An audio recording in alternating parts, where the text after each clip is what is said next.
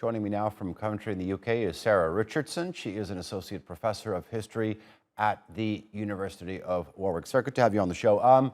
When Prince Philip died, you had written that that event could be a turning point for the monarchy. What type of turning point do you feel that the royal family is facing now? It's certainly the end of an era, and I think that what's happening is there's going to be a transition to a new monarch, and I think a new style of governing and a new era for the institution.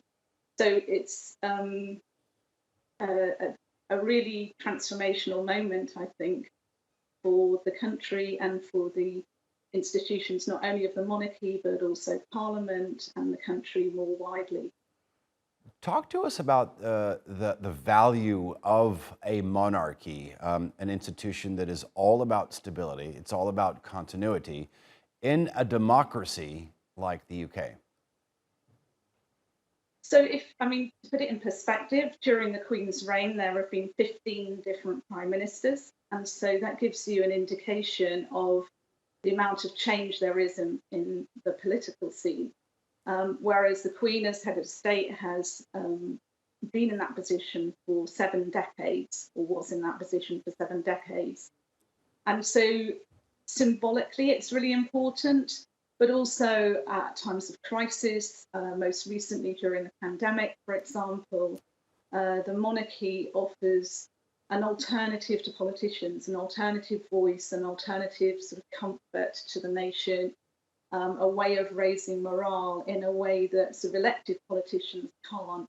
So although the position is hereditary and it's not elected, it's symbolically really important, and also still politically, constitutionally quite important. You will have seen the pictures, for example, of the Queen inviting Liz Truss to be the next Prime Minister.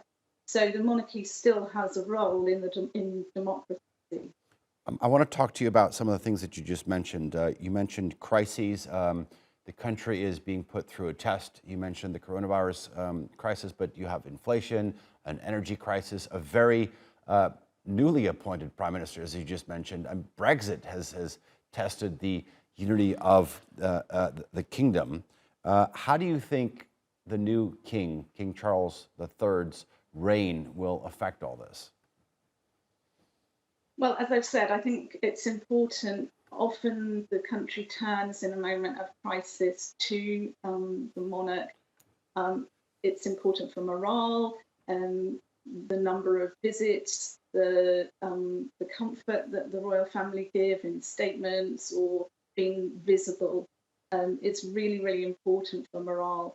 And obviously, they don't get involved in things like Brexit or some of the thorny political issues. But I think that it's important as a sort of an alternative voice and an alternative perspective. Certainly when the monarch gives a public statement or broadcast, they get far, far more viewers and far more attention than even the Prime Minister doing that. So it is important. Certainly, if you think back to the pandemic, when everyone was in lockdown, for the Queen to come out and say, we will be together again, touched the nation in a way that none of the politicians could do. Okay. Sarah Richardson from the University of Warwick, thank you very much for joining us here on TRT World.